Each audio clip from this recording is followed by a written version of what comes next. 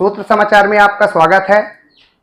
आप देख रहे हैं हमारा खास कार्यक्रम आमने सामने, और आज खास शख्सियत हैं रीवा संजय गांधी हॉस्पिटल के अधीक्षक डॉक्टर अवतार सिंह जी। सर, आपका स्वागत है हमारे खास कार्यक्रम में।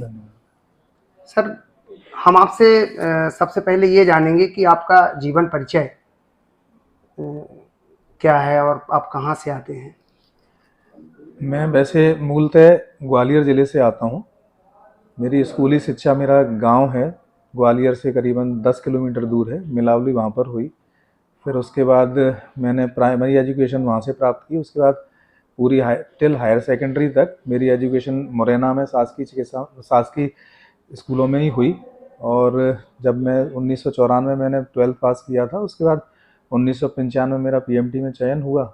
उसके बाद ग्वालियर चिकित्सा महाविद्यालय से मैंने एमबीबीएस और एमडी निश्चेतना विभाग में दोनों वहीं से कंप्लीट की। 2006 में मैंने ये सब कंप्लीट किया।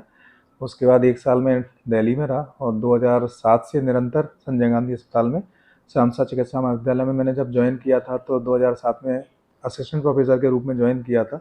2013 में मेरा प्रमोशन हुआ तो मैं एसोसिएट बना। फिर 2018 में मेरा प्रोफेसर में प्रमोशन हुआ और 2022 से मार्च 2022 से अभी निरंतर मैं संजय गांधी के अधीक्षक के रूप में कार्य देख रहा हूँ।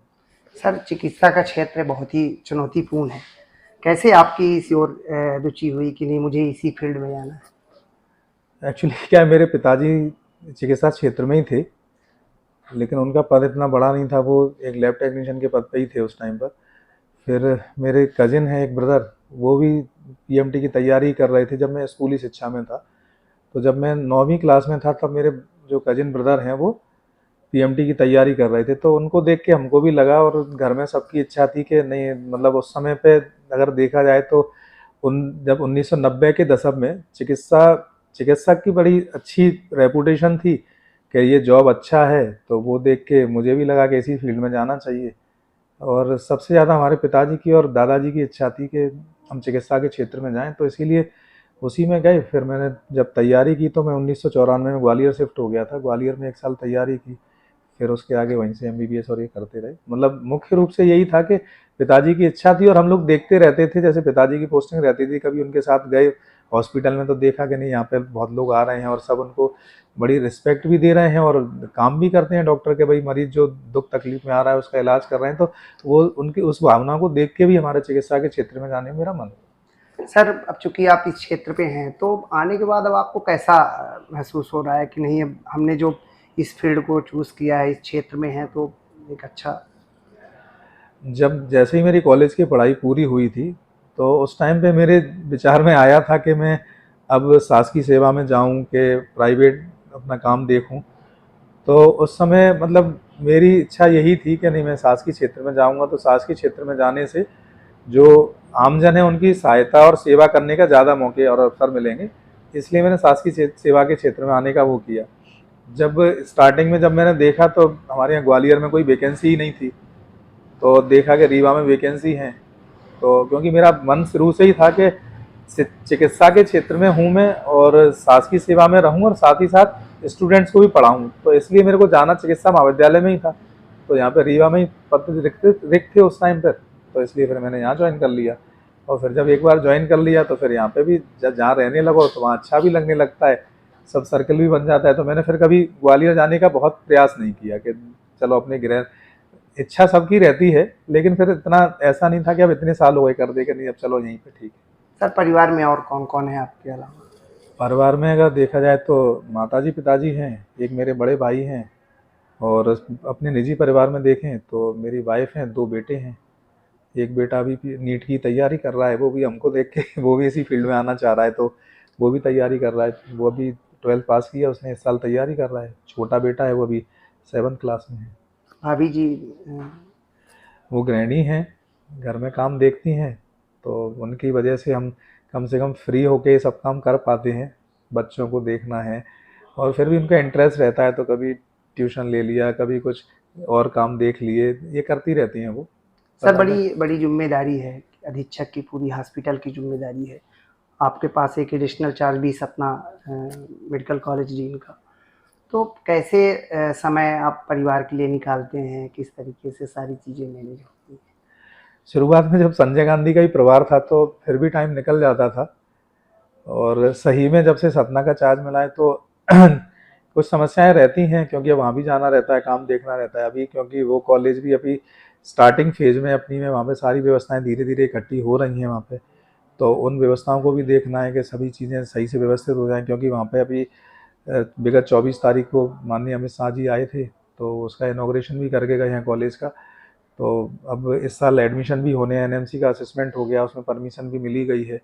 तो जब नीट पीजी होगी, नीट की यूजी का एग्ज़ाम होगा, तो संभवतः जुलाई या अगस्त में वहाँ पे एडमिशन हो जाएंगे। तो तब तक वहाँ पे सारी व्यवस्थाएं ऐसी हो जाएंगी कि बच्चों की क्लासें रेगुलर लगती रहें। तो ये भी देखना रहता है।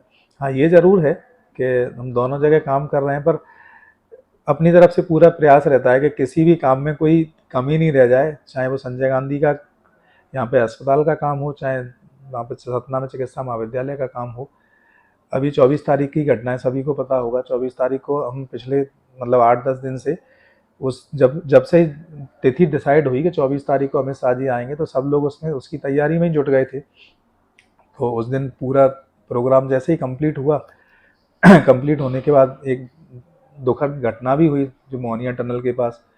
तो मैं तब रास्ते में ही था, तो मेरे पास जैसे ही सूचना आई, कमिश्नर साहब ने मुझे फ़ोन किया था कि ऐसे ऐसे वहाँ पे एक्सीडेंट हो गया है और काफ़ी कैजुअलिटीज़ हुई हैं। तो क्योंकि कमिश्नर साहब भी वहाँ पे थे सतना में, तो बोले तुम अभी पहुँच गए हो रीवा के? नहीं, मैंने कहा सर अभी तो नहीं आया हूँ। तो मैं तुरंत उसके बाद में फिर रीवा आया, मैं घर भी नहीं गया, उसके बाद सीधे हॉस्पिटल ही आया। और सुबह 5 बजे तक मतलब मैं था और मेरे साथ पूरी टीम लगी हुई थी कि जो वहाँ से मोहनिया टनल से जितने लोग आए उनको सही से उपचार मिल सके तुरंत।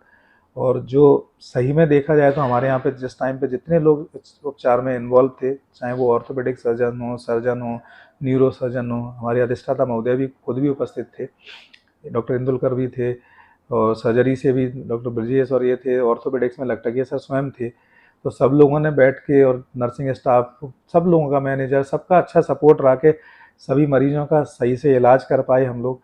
फिर के जब इलाज की व्यवस्थाएं, जब हमको पता चला 10 बजे पहला मरीज आया था और 1:30 बजे रात में मुख्यमंत्री जी खुद आए थे सब मरीजों का हालचाल जानने के लिए। तो वो भी अस्पताल की व्यवस्थाओं और सबके इलाज की प्रगति को देख के बड़े मतलब संतुष्ट थे कि नहीं, यहाँ पे सब लोगों का इलाज बड़े अच्छे से हो रहा है। और फिर जिन लोगों को आवश्यकता थी, फिर दूसरे दिन सबको एम्बुलेंस से बाहर भी शिफ्ट कराया। और जितने लोग यहाँ पे आए थे, अनफॉर्चुनेटली एक पेशेंट जिनकी मृत्यु हो गई यहाँ पे, जो जिंदा आए थे हॉस्पिटल में, उनमें से अदरवाइज जितने पेशेंट आए थे सब सही उपचार करा के अपने घर चले गए। बड़ी जिम्मेदारी है आपके पास संजय गांधी हॉस्पिटल के अधीक्षक की। तो कोविड के समय में भी एक बड़ी चैलेंज था कि किस तरीके से मरीजों को बचाना है, खासतौर से उस वायरस से। और वर्तमान में अभी क्या स्थिति है आपके संजय गांधी हॉस्पिटल और जीएमएच की? अगर कोविड काल की बात जाने तो कोविड काल की बात सब लोगों को जैसे पता ही है। कोविड में मैं निश्चिंता विभाग में प्राध्यापक के पद पर ही कार्यरत था उस टाइम पर। तो मेरे को उस टाइम पे जिम्मेदारी दी गई थी कि पूरे ज़िले में सब जगह ऑक्सीजन कैसे पहुंचानी है। तो तत्कालीन जो कलेक्टर महोदय थे इलैया राजा जी, उनका भी भरसक प्रयास था, हमारे कमिश्नर साहब अनिल सोचारी जी का, स्थानीय जनप्रतिनिधि हैं जी, सब लोगों का इतना सपोर्ट था उस टाइम पे। हमारे जो अधिष्ठाता थे उस टाइम पे डॉक्टर इंदुलकर, बेचारे मतलब वो खुद इलाज करते करते उनको खुद को भी हुआ उस टाइम पे। बीच में बजाज सर भी थे, उनको भी हो गया था, कोविड हुआ। फिर जब दूसरी वेव आई तो उस टाइम पे अधीक्षक के पद पे डॉक्टर शशिधर गर्ग थे। तो हम सब लोग मिलके एक टीम की तरह काम करते थे। उस टाइम पे मुझे तो ऑक्सीजन का ही प्रभार दिया गया था। तो उस टाइम पे कोविड के मरीजों के बीच में हमारे चाहे ऑक्सीजन के जो वर्कर्स हैं, उनने सबने इतना काम किया कि जो ऑक्सीजन की पाइपलाइन थी हमारे यहाँ पे, बहुत सारे बेड्स पे सुविधा उपलब्ध नहीं थी, तो वो सब बढ़ा के उस टाइम पे देखा है तो हमारे पास करीबन 500 बेड पे ऑक्सीजन हुआ करती थी। आज हमारे पास 1150 बेड्स पे ऑक्सीजन है। तो वो सब देखा जाए तो बहुत तो कोविड के टाइम पर ही काम हुआ था। तो सभी ने सहयोग किया उस टाइम पे और सभी ने एकजुट होकर काम किया, इसलिए मरीजों का इलाज भी कर पाए। और मतलब उसकी सराहना प्रदेश लेवल पे हुई कि रीवा में संजय गांधी में कोविड में मरीजों का अच्छे से उपचार किया गया। नहीं, ये बात तो सही है कि अपने एमपी से लगे क्षेत्र यूपी के भी मरीज यहाँ पहुँचे हैं और बड़ी मात्रा में पहुँचे हैं, खासतौर से चूँकि संजय गांधी अस्पताल एक मिसाल के तौर पे था कि नहीं, यहाँ पर कोविड के जो मरीजों की मृत्यु दर भी कम थी, ऐसे एक आंकड़ा भी है जी। तो जिस तरीके से आप संजय गांधी हॉस्पिटल में अभी वर्तमान में क्या व्यवस्था है, आईसीयू वार्डों की क्या व्यवस्था है, किस तरीके से क्या काम हो रहे हैं? क्योंकि हमारी तैयारियां देखी जाए तो कोविड की जब सेकंड वेव आई थी तो तब लगभग जो तैयारियां थी हमारी मैक्सिमम कर ही चुके हैं हम लोग। तो बीच में आया था कि कोविड फिर से आ रहा है तो सारी चीज़ों की फिर से एक बार देखा गया कि कोई रिव्यू किया गया कि हमारी मशीनरी सब वर्किंग है कि नहीं है। क्योंकि होता क्या है कि कोविड में सब चीज़ों की ज़्यादा ज़रूरत पड़ती है, इस टाइम पे देखा जाए तो उतनी नहीं रहती है। तो बहुत सारी मशीनरीज हैं जो रखी रहती हैं, तो उनको भी सबको एक बार देखा गया। तो हमारी तरफ से अभी भी बिल्कुल पूर्णतः तैयार है। जैसा बीच में आ ही रहा है कि अभी एक H3N1 बार इसने फिर वायरस दस्तक आ रहा दी है, है। तो हम लोग उसकी तरह जैसे भी शासन की गाइडलाइंस आएंगी उसके हिसाब से पूर्णतः तैयार हैं। और अगर बच्चों के लिए आती हैं तो बच्चों के लिए भी आईसीयूज़ बनी हुई हैं, बड़ों के लिए आती हैं तो बड़ों के लिए भी हैं। वार्ड्स में भी अगर ज़रूरत पड़ती है तो अब संजय गांधी तो पूरा 800 बेड हैं, सब पे ऑक्सीजन की व्यवस्था है। जीएमएच में ज़रूरत के हिसाब से पूरे में नहीं लगाई थी तो वो नहीं है। सुपर स्पेशलिटी में भी लगभग 90% बेड्स पे ऑक्सीजन की व्यवस्था है, अगर ज़रूरत पड़ती है तो सब जगह उपचार किया जाएगा। सर अपने यहाँ ओपीडी की क्या स्थिति है? चूंकि अब ये वायरस सक्रिय हुआ तो फिर एक बार मरीजों की संख्या ओपीडी में देखी जा रही, खासतौर से जिसके लक्षण हैं उसी। जैसे हम देख रहे हैं कि पीडियाट्रिक्स और मेडिसिन विभाग में रियली उनके एचओडी से और इनसे जब बात होती है तो बताते हैं कि जो नॉर्मली वायरल पहले होता था हर साल में, इस बार उसका ड्यूरेशन कुछ ज़्यादा आ रहा है। सीवियरिटी है बट अभी ऐसी ज़रूरत नहीं पड़ी कि हमको उस वजह से मरीजों को हॉस्पिटल में एडमिट करना पड़े। अगर आगे पड़ती है तो उसके लिए भी देखा जाएगा। लोग भी क्या करें खासतौर से इस वायरस से बचने के लिए? लोग जैसे अपन कोविड के टाइम पे ध्यान रखते थे कि अगर ज़रूरत पड़े तो फिर अगर शासन गाइडलाइन जारी करेगी उसके लिए तो फिर मास्क पहनना ही चालू करना पड़ेगा। और जो अगर शासन की गाइड, क्योंकि वहाँ पे जो कमेटी बैठी हुई है रिव्यू, वो जो गाइडलाइन जारी करते हैं वो ज़्यादा अच्छे से देख रहे हैं। तो अभी ऐसी कोई गाइडलाइन नहीं आई है, लेकिन आएगी तो फिर हो सकता है कोविड की तरह, जैसे अपन ने कोविड में हम लोग जैसे रहते थे उसी तरीके से फिर रहना पड़े। सर मरीजों की संख्या बढ़ती है और ये अक्सर ये भी सामने आता है कि बेड की कमी, तो किस तरीके से उसकी भरपाई होती है? कैसे ये हो कि नहीं सभी मरीजों को कम से कम बेड मिले और उनका इलाज प्रॉपर ढंग से हो पाए? अब संजय गांधी में लोगों का बड़ा चैलेंज है नहीं क्योंकि मरीजों की उम्मीदें बहुत है और दूर दराज से हाँ वही है, मरीजों की उम्मीदें भी बहुत हैं और मरीजों को विश्वास भी है संजय गांधी के चिकित्सकों पे। इसीलिए देखा जाए तो हमारे पास इस टाइम पे लगभग 1350 बेड हैं, सुपर स्पेशलिटी और संजय गांधी दोनों मिला के। अभी संजय गांधी में शाम को मेरे को लगभग हर दिन डाटा मिलता है, तो कल की डेट में ही था 1150 मरीज एडमिट है। तो लगभग फुल ही रहते हैं। फिर जो एक्स्ट्रा आते हैं उनके लिए अब बिल्डिंग तो हम बढ़ा नहीं सकते, तो फिर लोअर मतलब जो बेड ही लगाने पड़ते हैं उनके, तो कई बार फ्लोर बेड्स भी लगते हैं। बट ये है कि सब लोग जुटे रहते हैं, चाहे नर्सिंग स्टाफ हो, चाहे हमारे वार्ड बॉयज़ हों, चाहे चिकित्सक हों, जूनियर डॉक्टर्स हों, सब लोग जुटे रहते हैं कि मरीजों का जितने से इलाज करा सकें। हाँ ये ज़रूर है कि हम ये बोलते हैं कि 100% उतना मरीजों को हो सकता है आराम नहीं मिलता हो या संतुष्टि नहीं होती हो, बट हमारी तरफ से पूरा प्रयास रहता है कि कोई मरीज असंतुष्ट होकर ना जाए। जो आए हैं वो सब अच्छे से इलाज करा के यहाँ से। नहीं, आप जब से आपने जिम्मेदारी संभाली तब से व्यवस्था में हमने देखा और भी सुधार हो रहा है, लगातार बेहतर व्यवस्था हो रही है। फिर भी कहीं न कहीं कुछ ऐसी घटना हो जाती है मरीजों और परिजनों के बीच, डॉक्टर के बीच भी सामने आती है, तो कैसे उसको? अब ऐसी छोटी मोटी घटनाएं होती रहती हैं, बीच में भी कई बार हुई हैं। अब दोनों ही तरफ से गलतियां रहती हैं, कभी मरीज के अटेंडर्स की तरफ से रहती हैं, क्योंकि डॉक्टर्स हैं बेचारे 24 घंटे लगे रहते हैं। अब कई बार झल्लाहट भी होती है, थके हुए रहते हैं, तो ये छोटी मोटी घटनाएं होती रहती हैं। बट ऐसा कोई अभी मतलब मेरे कार्यकाल में ऐसी चीज़ें नहीं हुई कि जिसकी वजह से बहुत असंतुष्टि रही हो या बहुत ऐसी प्रॉब्लम आई हो जिससे कोई छात्रों की तरफ से या परिजनों की तरफ से बहुत लॉ एंड ऑर्डर की सिचुएशन क्रिएट हुई हो। साफ सफाई बेहतर व्यवस्था दिख रही है, तो क्या निर्देश हैं किस तरीके से व्यवस्था सही रहे, साफ सफाई खास तौर से मरीजों के पास? और दिख भी रहा है कि साफ सफाई तो बेहतर है, तो उसके लिए क्या प्रयास किए जाते हैं लगातार? साफ सफाई के लिए क्या है कि हमारी एक पूरी टीम बनी हुई है, जिसमें डॉक्टर यत्नेश हैं, वो नोडल हैं, डॉक्टर संतोष पाठक हैं, उसके बाद हमारे 3 मैनेजर्स हैं, फिर यूडीएस के 3 मैनेजर, हाइट्स के 3 मैनेजर्स हैं, फिर यूडीएस की टीम है पूरी। तो वो लोग सतत निगरानी करते रहते हैं। और हॉस्पिटल इतना बड़ा है, मतलब आपके माध्यम से जनता से भी अपील ही करना चाहूँगा कि अस्पताल को अपना घर जैसा ही समझें। आगे अस्पताल में गंदगी अस्पताल में जहाँ पे डस्टबिन है वहीं पे डस्टबिन डालें, भाई पान तंबाकू खा के नहीं आए, नहीं तो वो क्या होगा, वही व्यवस्था हमको बनाने के लिए भी एक्स्ट्रा आदमी लगाने पड़ेंगे कि गंदगी दिखेगी। रहना उन्हीं को है, उन्हीं के मरीजों का इलाज हो रहा है वहाँ पे, तो खुद भी थोड़ा सा सफाई का ध्यान रखें। और हमारी तरफ से पूरी टीम सतत निगरानी करती है कि कचरा सही टाइम पे उठ जाए, झाड़ू पोंछा सही टाइम पे लग जाए, गंदगी वार्ड में कहीं नहीं रहे। ये पूरी टीम दिन रात 24 घंटे लगी रहती है, वो देखती रहती है। इसलिए व्यवस्थाएं ठीक, मतलब पहले भी ठीक थी, कुछ और सुधर रही हैं। जहाँ जहाँ कमियाँ दिखती हैं उनको सुधारने का प्रयास किया ही जा रहा है। अभी भी हम मानते हैं कि 100% तो नहीं होगा कि पूरी तरीके से सही हो, लेकिन जो कमियाँ रहती हैं उनको सतत सुधारने का प्रयास किया जाता है। सर आप बात करेंगे जो आपके पास सतना मेडिकल कॉलेज डीन का प्रभार है, तो सर वहाँ किस तरीके से एक्टिविटी हो रही है? चूँकि अभी आपने बताया कि अमित शाह जी आए थे, वो घर गए, तो क्या अभी वहाँ की क्या स्थिति है? कब तक माना जाए कि लोगों को सतना मेडिकल कॉलेज में अगर देखा जाए तो इक्विपमेंट्स और फर्नीचर इंस्टॉलेशन लगभग कंप्लीट होने की ओर है।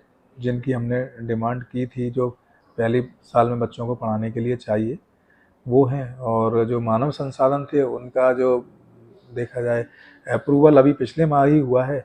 और शासन ने क्या है कि जो अभी पुराने कॉलेजेस हैं जितने, वो सब ऑटोनॉमस स्वशासी संस्था के रूप में चल रहे हैं, और सतना मेडिकल कॉलेज को शासकीय के रूप में स्टार्ट करने का दृढ़ निश्चय किया है। तो उसी के तारतम्य में, क्योंकि वहाँ के सब जो भर्ती के नियम रहेंगे वो भी अलग रहेंगे, तो भर्ती के नियम रिव्यू किए जा रहे हैं। तो जैसे ही नियम बन जाएंगे तो पदों के सृजन की भर्ती की कार्रवाई स्टार्ट हो जाएगी।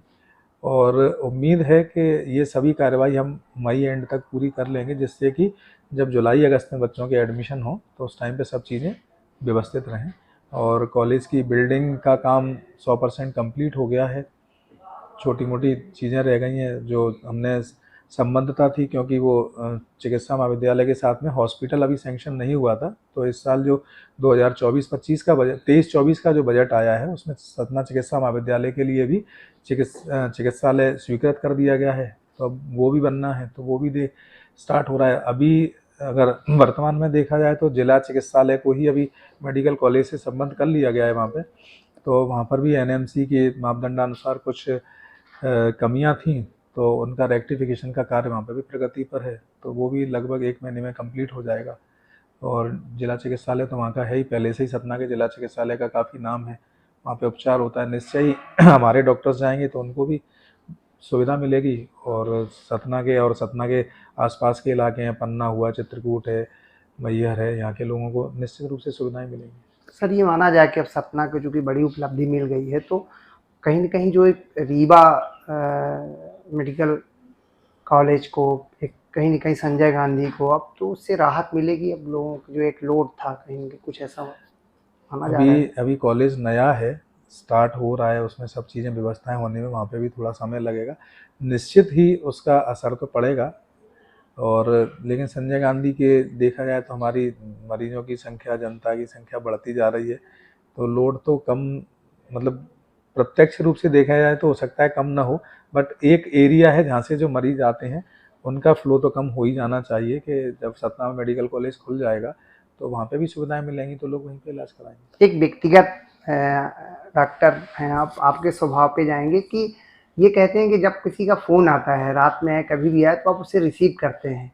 ये अभी तक ये कंप्लेन नहीं आई है कि डॉक्टर साहब को फ़ोन किया गया, अधीक्षक साहब फ़ोन किया और फ़ोन ना उठाओ। तो कैसे ये सब चीज़ें कर पाते हैं? चूँकि देखिए पूरे हॉस्पिटल की ज़िम्मेदारी आपके ऊपर है।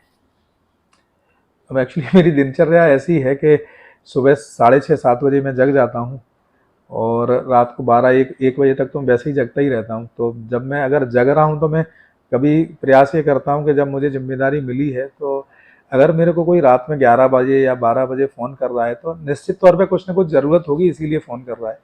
तो मेरा प्रयास यही रहता है कि किसी की ज़रूरत है, अगर किसी ने हमको इस चीज़ के लिए बनाया है कि आप इनकी जो ज़रूरतें हैं या इनकी जो समस्या है उनका निराकरण कर सकें, तो मेरा पूरा प्रयास रहता है कि उनका निराकरण किया जाए। इसलिए मैं सबके फ़ोन हमेशा रिसीव करता हूँ। मतलब फिर भी कई बार ऐसा होता है कि कई बार रह जाते हैं, तो लोगों की मतलब नाराज़गी भी रहती है कि आपने हमारा फ़ोन नहीं उठाया। इसमें सबसे ज़्यादा मेरा परिवार ही सफ़र करता है। कभी मेरे रिश्तेदारों के भाइयों के फ़ोन आते हैं, तो मैं काम में, फ़ोन आया, उन्होंने नहीं उठा पाया और फिर दिमाग से ही निकल गई, तो दूसरे दिन फिर फ़ोन आएगा कि तुमको कल फ़ोन किया था और तुमने फ़ोन ही नहीं उठाया था। अरे मैंने मीटिंग में था, मैंने तो बाद में कर लूँगा, तो फिर दिमाग से निकल गया। तो होता है कई बार। सबसे ज़्यादा मेरा परिवार ही सफ़र करता है इसमें। सर जिस क्षेत्र में हैं आप, उसकी कोई ऐसी खट्टी मीठी यादें जो आपके उस समय के दौर में जब आपके फ्रेंड आपके साथ में थे, बहुत सारी चीज़ें शेयर की गई होंगी, ऐसा कुछ याद है कि कुछ ऐसा चीज़ें रहता है अपने जीवन काल में, चाहे वो स्टूडेंट लाइफ में हो या कैरियर लाइफ में हो? स्टूडेंट लाइफ में जब हम एमबीबीएस में थे तो मित्रों के साथ मिलके हम लोग क्रिकेट बहुत खेला करते थे, तो उसी की बहुत सारी यादें। हम लोग जब सेकंड ईयर थर्ड ईयर में थे तो कुछ लोग हम जो मेडिकल कॉलेज में आ गए थे वो, और कुछ जिनका सिलेक्शन नहीं हुआ था, हम लोगों ने एक टीम बनाई। तो हम लोग जेल वहाँ पे ग्वालियर में बहुत सारे क्रिकेट टूर्नामेंट हुआ करते थे, तो हम लोग कई टूर्नामेंटों में खेलने जाते थे। तो कई बार ऐसा होता था कि हमारी टीम का एक सबको ये था कि इनकी टीम आखिरी क्षण तक भी जीत सकती है। हम बहुत सारे मैच ऐसा होता था कि 1 रन से जीत रहे हैं, तो सब टीमों को ये रहता था कि आखिरी टाइम तक ये लोग लड़ते रहेंगे। तो ये एक वो वहां से सीखा कि आपको अंत समय तक हमेशा लड़ते जरूर रहना है और समस्या का निराकरण करने की कोशिश करनी है। तो वही चीजें हैं जो आज भी मेरे जीवन में है कि मैं अभी भी वही प्रयास करता हूँ कि सब समस्याओं को जहां तक मैं दूर कर सकूं, करने के प्रयास। जब से मैंने संभाला है कार्यकाल, तब से अगर देखा जाए तो कुछ उपलब्धियां हैं संजय गांधी के लिए जी कि जैसे देखा जाए हमारा कायाकल्प का अभियान था, वो पिछले 4-5 साल से चल रहा था। जी तो कायाकल्प का अभियान पूरा हुआ, स्कीम वो पूरी हुई, नई मैटरनिटी विंग बनी, हाँ गायनी में नई मैटरनिटी विंग बनी।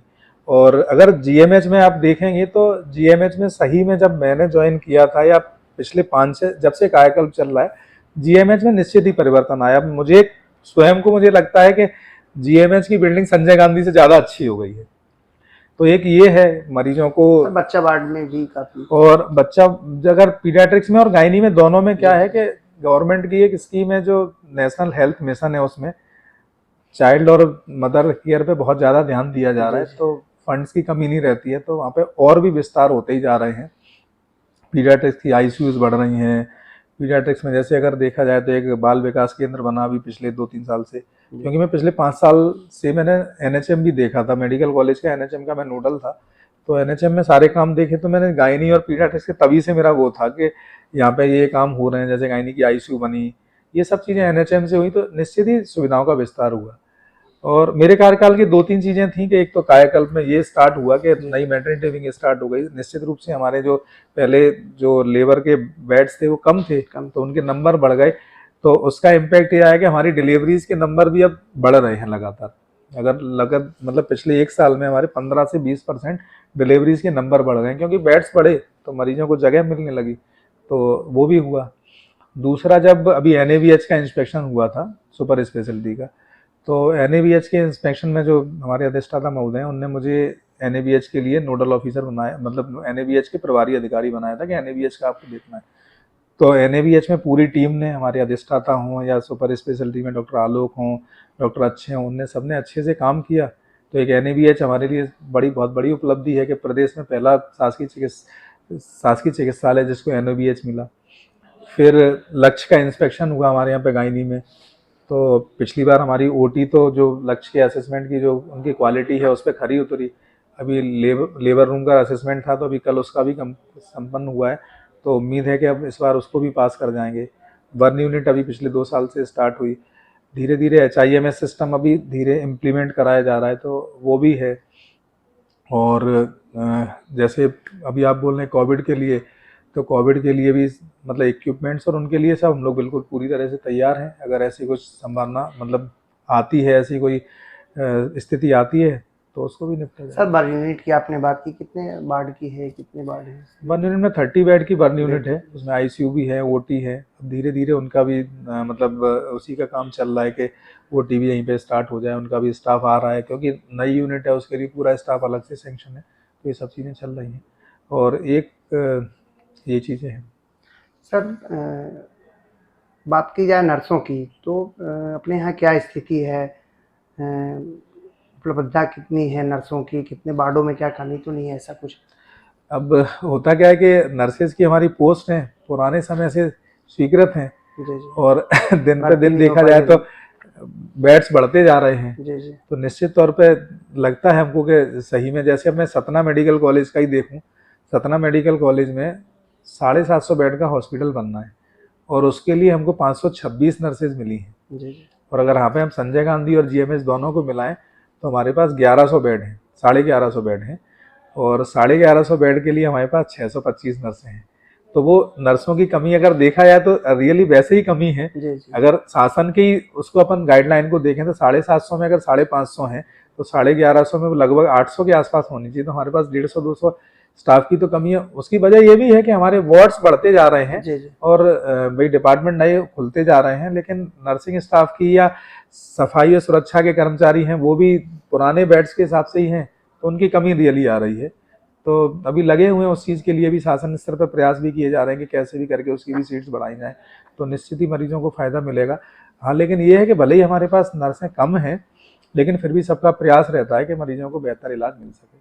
सर, आप क्या कहना चाहेंगे हमारे जो दर्शक हैं और ख़ासतौर से चिकित्सा के क्षेत्र में स्वास्थ्य संबंधित जानकारी कुछ क्या सजेस्ट करना चाहेंगे हमारे दर्शकों को?